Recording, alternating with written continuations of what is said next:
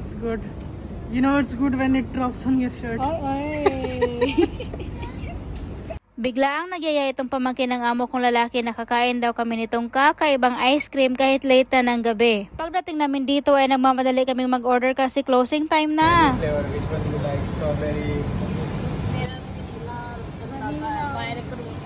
Pagkarating nga namin dito ay magsarado na sana itong tindahan kaya nagmamadali na nga kaming mag-order. Sabi ng shopkeeper ay pwede pa daw mag-order, kami na daw yung last na customer kaya nagmamadali kami at nalito kami kung anong orderin namin. At sa aming lahat, itong bata na to ang pinakaunang nakadecide ko ano ang gusto niyang kainin. At habang hinihintay yung ibang orders ay nagpicture-picture muna kami dito para pang remembrance. At sobrang natawa nga kami guys kasi itong bata ay plain ice cream yung in-order niya at kami naman ang asawa ng pamangkin ng amo kong lalaki ay plain ice cream na din yung in-order namin. Ginaya namin ang order ng bata at itong alaga ko, ito yung may tinapay. Tingnan nyo guys, sobrang laki.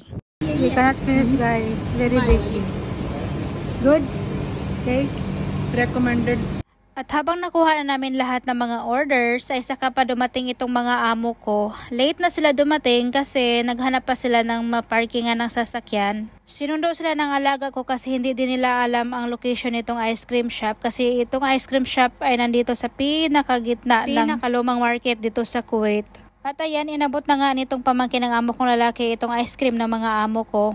Ayan, makikita nyo naman ang mukha ng amo kong babae parang galit na kasi nga napapagod na daw siyang maglakad. Kaya sabi ng amo kong lalaki ay uupo muna kami dito sa upuan bago kami uuwi pagkatapos kumain ng ice cream. Vanilla flavor with strawberry toppings itong ice cream ng mga amo ko at sa pamangkin ng amo kong lalaki at kay Jenny naman ito yung may tinapay or bread na ice cream. And this is now bread. How's the taste? It's good. You know it's good when it drops on your shirt. Pagkatapos namin kumain ng ice cream ay umuwi na kami kasi tingnan nyo naman guys, konti na lang yung mga tao at sirado na yung mga tindahan at dito sobrang lawak na nilalakaran namin, parang exercise na din to namin. Hi! Hi!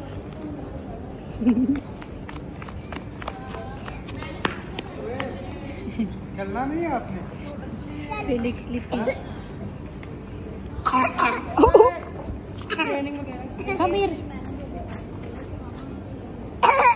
Sobrang layo nitong nilalakaran namin kasi malayo yung parking area. At habang naglalakad kami, itong apo ng amo kong lalaki palaging tumatakbo kaya inuubo. Naawa nga ako dito kaya kinarga ko na lang siya dito sa likod ko at hindi ko namalayan, binidyohan pala ako ng alaga ko.